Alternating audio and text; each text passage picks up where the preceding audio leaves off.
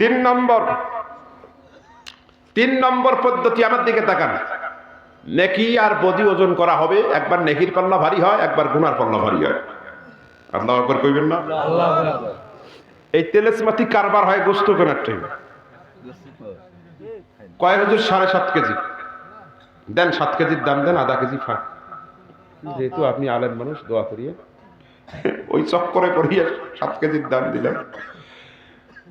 ভাই পরে অনেক দোকানে যায় যখন দিছি দেখি 7.5 কেজির দাম, 7.5 কেজির কথা বলছে, দাম নিচে 7 কেজির, কিন্তু অন্য পাল্লায় যায় দেখি কিসের 7.5 কেজি, 7 কেজির দাম যে নিচে ওর থেকেও আধা পোয়া কম। এই কথা তেলেসমাতিক কারবারটা আল্লাহ ঘটাবেন। ফেরেশতা কয় আল্লাহ কি করা যায়? আল্লাহকে খবরদার, আমার ইমানদার, আমার দলের লোক সানাউল্লাহ পানিপতি রহমতুল্লাহ আলাইহি লেখেন, হঠাৎ করে আল্লাহ পাকের আরশে আজিমের খুঁটির নিচ থেকে কালো কালো মেঘগুলো উড়ে উড়ে বান্দার নেকির পাল্লার মধ্যে বসবে। আল্লাহু আকবার। কাফের মুশরিকেরা দাঁড়িয়ে যাবে, বলবে আল্লাহ তোমারে মানি নাই, কিন্তু ওয়াজ শুনেছি তুমি নাকি আদিল, ন্যায় পরায়ণ, ন্যায় বিচারক, কিন্তু বান্দার নেকির পাল্লা কম, গুনার পাল্লা হারে, অথচ তুমি নেকির পাল্লা মেঘ দিয়া ভারী করো, এটা তো ন্যায় বিচার না। আল্লাহ বলেন প্রশ্নের জবাব দিতে বাধ্য নই, তারপরেও শোনো আমি আল্লাহ কেন এটা করেছি। বলে কেন? বলে আমার বান্দা ছিল অনেক টাকা ওলা রাস্তা দিয়ে যায়, হঠাৎ করে দেখে বেদগাড়ার পাশে একটা মসজিদ তৈরি হয়, আমার গোলাম BMW গাড়ির থেকে নামছেন, নামিয়া মসজিদের ভিতরে ঢুকছে, ঢুকে তাকায়া দেখে এখনো 10 লক্ষ টাকার কাজ বাকি আছে। আমার গোলাম আস্তে করে পকেটে হাত ঢুকাইয়া দিয়া 1 লক্ষ টাকার একটা বান্ডিল মসজিদের দান বাক্সে দিয়ে আসমানের দিকে তাকিয়ে চোখের পানি ছেড়ে দিয়া কয় আল্লাহ, এই মসজিদের সভাপতি জানে না, সেক্রেটারি জানে না, এই মসজিদের ক্যাশিয়ার জানে না, ইমাম খতিব মুয়াজ্জিন কেউ জানে না, তোমার ঘরের জন্য আমি গোপনে গোপনে দান করেছি, আল্লাহ তুমি জানো। আমার বান্দা কিছু দূর যাওয়ার পরে দেখে বেদকারা হাফিজিয়া কওমি মাদ্রাসার ছোট ছোট বাচ্চারা খেলা করতেছে, আসরের নামাজের পরে আস্তে করে নামছেন, নামার পরে ডাক দিয়া কয় হুজুর এত তো কতজন ছাত্র এখানে? বলে এরকম 60 জন। আস্তে করে 50,000 টাকার একটা বান্ডিল দিয়া কয় আল্লাহর দোহাই লাগে হুজুর কাউকে বলবেন না, আল্লাহ জানবে, আপনি জানবেন, আর আমি জানবো। আমার বান্দা ছিল এরকম যুবক, রাস্তা দিয়া যায় 6 লেন রাস্তা, 80-90 মাইল বেগে পালসার গাড়ি চলছে, হঠাৎ করে লক্ষ্য করে দেখে রাস্তার মাঝখানে কলার ছাল পড়ে আছে, হাইড্রোলিক ব্রেক কষে আমার গোলাম আস্তে করে নেমে ওই কলার ছালটা দূরে নিক্ষেপ করে আসমানের দিকে তাকিয়ে কয় আল্লাহ আমার যৌবনের পাওয়ার বেশি, যৌবনের চোখেরও পাওয়ার বেশি, আয় আল্লাহ আমি চোখ দিয়া দেখেছি আমার বুড়া দাদা না দেখে যদি পা দিত পিছলে পরে কোমরটা ভেঙে যেত, ইমাতাতুল আদানিত তরিক, কষ্টদায়ক জিনিস এই যে গোপনে ফেলে দিয়েছে। বান্দা গোপনে গোপনে এত ভালো কাজ করেছে, আমি গোপনে গোপনে ওগুলো আমার আরশে আজিমের খুঁটির মধ্যে রেখে দিয়েছিলাম। বান্দা বিপদে পড়েছে, 1000 কোটি গুণ বৃদ্ধি করে নেকির পাল্লায় উঠায়া দিয়া নেকির পাল্লা ভারী করে তারে সহজভাবে জান্নাত দিয়া দিলাম। তুমি বড় পীর, জান্নাত যাবে কে বলেছে তোমাকে? তুমি বড় বক্তা, জান্নাত যাবে কে বলেছে? মুহাদ্দিস মুফাসসির, জান্নাত যাবে কে বলেছে তোমাকে? লা তাদখুলুল জান্নাতা বিআমালিকুম, কোন ব্যক্তি তার আমলের বড়াই দিয়া জান্নাত যেতে পারবে না। আল্লাহ যাকে ভালোবাসবেন তাকে কোনো না কোনো ওসিলা দিয়া মাফ করে জান্নাত দিয়া দিবেন। আল্লাহ যেন এই দলের অন্তর্ভুক্ত আমাদেরকে করে। আমার নবী নিজেই এই দলে থাকতে চাইছেন, এই জন্য দোয়া করছেন আল্লাহুম্মা হাসিবনি হিসাবান ইয়াসীরা। দল কয়টা? আলোচনা হলো কয়টা? 4 নম্বরের দল। হিসাব হবে কঠিন। বলেন হিসাব হবে কঠিন। এরা কারা? এরা হলো তারা, আল্লাহ যাদেরকে বলবেন বল পাপ করেছো কেন, বল 5ই মে শাপলা চত্বরে বাতি নিভায়া দিয়েছিলে কেন, বল হাফেজে কোরআনের বুকে গুলি চালিয়েছিলে কেন, বল লাশগুলো আধার রাতে গুম করেছিলে কেন? আরে কথা কোন? বল তোর কাজ ছিল ভোটের দিন যাইয়া একটা সিল মারবি, চলি আসবি, কিন্তু তুই পাওয়ার দেখাইয়া মুখের মধ্যে একটা সিগারেট নিছো আর এরকম করে 1200 একবার এখানে আরে কথা কন না কেন? না না না না, মিঠা পুকুর আল্লাহর ওলি এখানে ছিল, এখানে এগুলো হয়নি। আরে কথা কন না কেন? হয়েছে কি হয় নাই? হয়েছে। এগুলো ধরা হবে না? এগুলো ধরবে না আল্লাহ? বলে কর, এগুলো করছিস কেন? আচ্ছা ভাই, অপরাধী কি অপরাধ স্বীকার করতে চায়? হ্যাঁ, অপরাধী নিজের অপরাধ নিজের চোখে দেখে? তার যে দেখে না, বেশি দূর যাওয়া লাগবে না। যখন এই 5ই আগস্টের আগে ছাত্রগুলো পাখির মতো মরতেছে, নেট বন্ধ, হঠাৎ করে উনি এসে বলতেছেন সাংবাদিকদের কাছে, আমি আশ্চর্য, আমি বুঝলাম না আমার অপরাধটা কি। উনি কয় যে আমি বুঝলাম না আমার অপরাধটা কি। 9 দফা থেকে 1 দফা আসলো, আমার অপরাধটা কি? কোন অপরাধী কি নিজের অপরাধ ধরতে পারে? পারে না। ওই রকম আল্লাহ বলবে তুমি পাপ করছো কেন, অকাম কুকাম করছো কেন? কয় আল্লাহ আমি জীবনে এগুলো করিনি। সি সি সি সি সি, আমি হুজুরক মারবো কেন? হুজুরের সাথে আমার গলায় গলায় প্রীতি ছিল, বাপের ফতেহায় দাওয়াত দিছিলাম, 2000 টাকা দিছিলাম, হুজুর যে খুশি, ইয়া নবী। ওরে বাপ, কথা কথা কেন? কি মিলাদ গো? হ্যাঁ, আমি হুজুরক ইয়ে করবো কেন? আল্লাহ কয় পাপ করছো কেন? বান্দায় কয় করি। তখন আল্লাহ কি করবেন সেই দিন?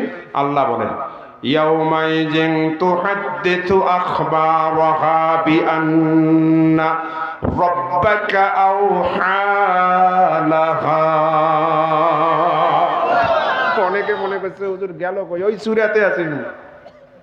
এতক্ষণ এই 3টে আয়াতের কথা বলছি, একে তাফসীর বলা হয়।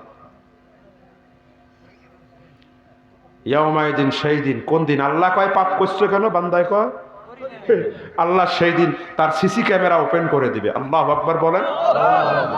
সিসি ক্যামেরার পাওয়ার কম না বেশি? সিসি ক্যামেরার পাওয়ার যে কত মারাত্মক হতে পারে, এটা হাউন আঙ্কেলের বেশি।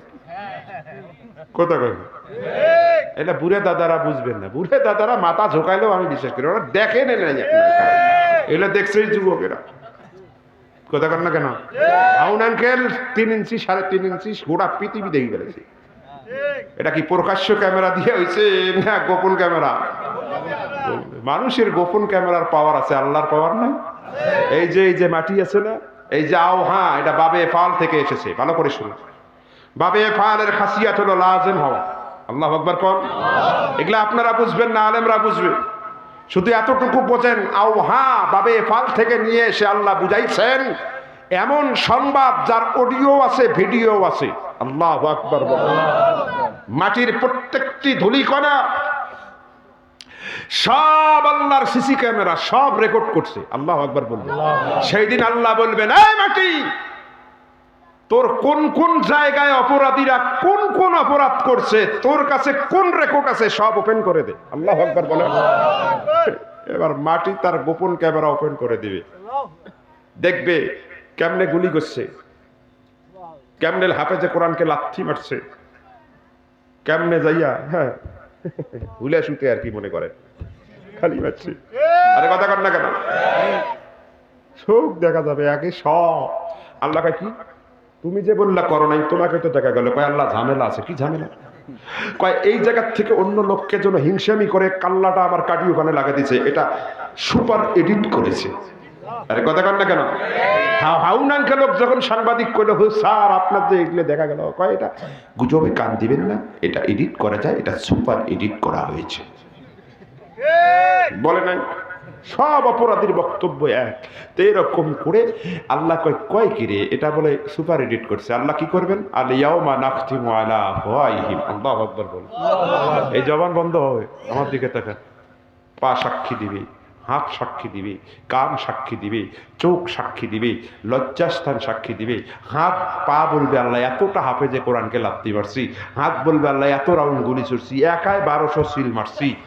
এমনকি লজ্জাস্থান বলবে আল্লাহ আমি মন্ত্রী ছিলাম, আর উপজেলা চেয়ারম্যানও ছিলাম, তারপরেও মনে করেন চরিত্র ভালো ছিল না, বউও সুন্দর ছিল, কিন্তু ওই নায়িকাকে নিয়ে আসছি, এটা ওটা করছি। হ্যাঁ, এই লজ্জাস্থান বলবে নিজের বউ ব্যতীত কত জনের কাছে গেছে, কত মিনিট ছিল, কত গ্যালন মেশিন থেকে তেল বের করেছে, সব বলবে।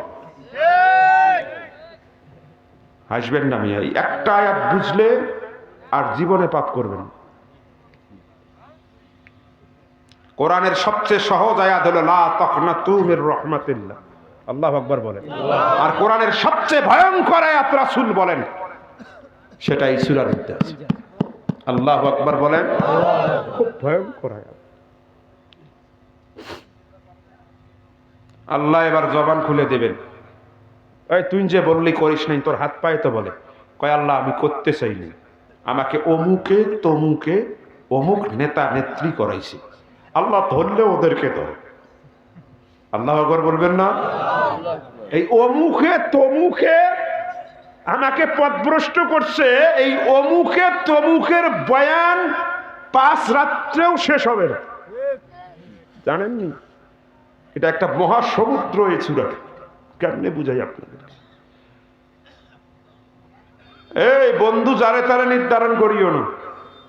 আল্লাহ যদি চায় কোনো এক সময় এটা আমি করব, কিন্তু আজকে না। আল্লাহ বলবেন কে করছে? কই অমুকে তমুকে সায়দায় তাই না বা কুবারানা বা কুবারানা বা সাদাতানা, আছে না? কোরআনে আছে যে আল্লাহ ওদেরকে ধরেন, নেতা নেত্রীকে ধরেন। আল্লাহ কয় ওদেরকে ধরুন, তার আগে তোরে ধরুন। কেমনে ধরবে জানেন?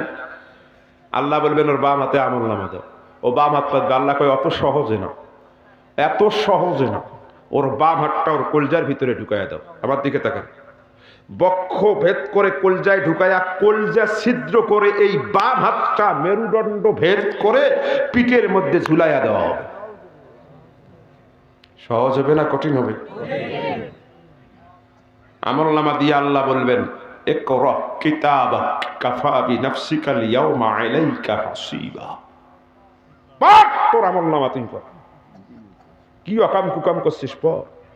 বান্দা ঘুরবে পারবে না, কারণ হাত এই দিকে আছে না পিঠির দিকে গেছে, ঘুরতে পারবে না। মুফাসসিরিন আমরা দেখেন এরকম থুতনি ধরা হবে, মাথা ধরা হবে, এমন একটা মটকানি দেওয়া হবে, পট পট করে গর্দানের সমস্ত রব দূরে চূর্ণ বিচূর্ণ হয়ে যাবে।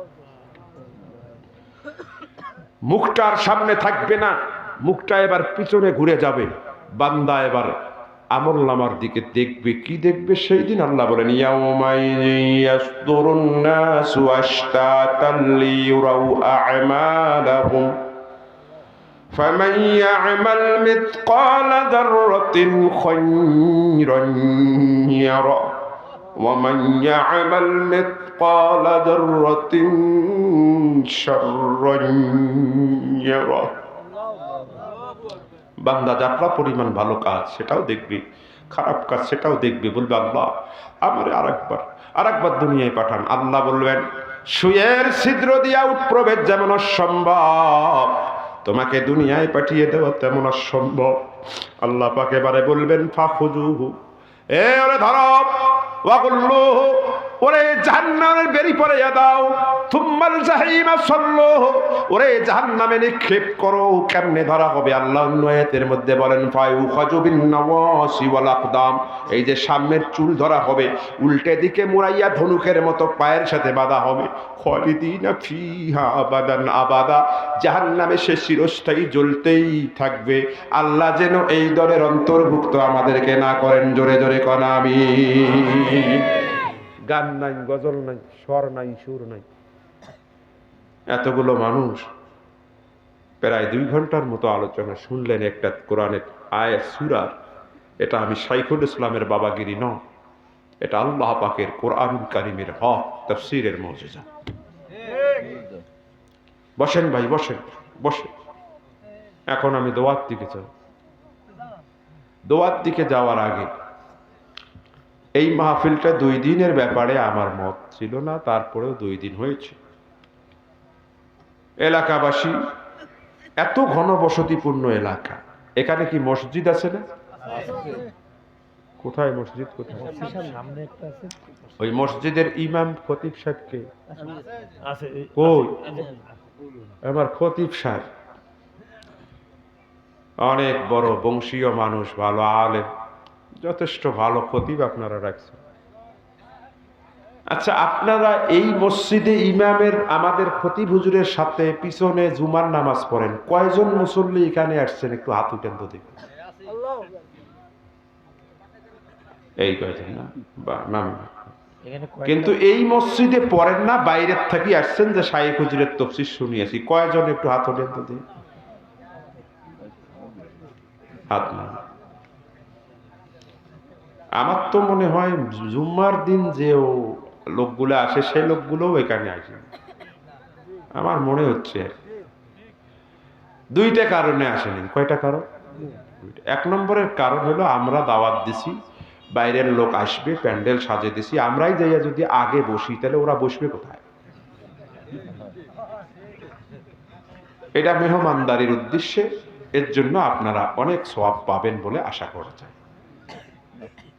তো অনেকে চিন্তা করছে এই যে মাহফিল যখন পোস্টার তখন থাকি চাল কালেকশন, এই মৌলবীর ঘেরে যন্ত্র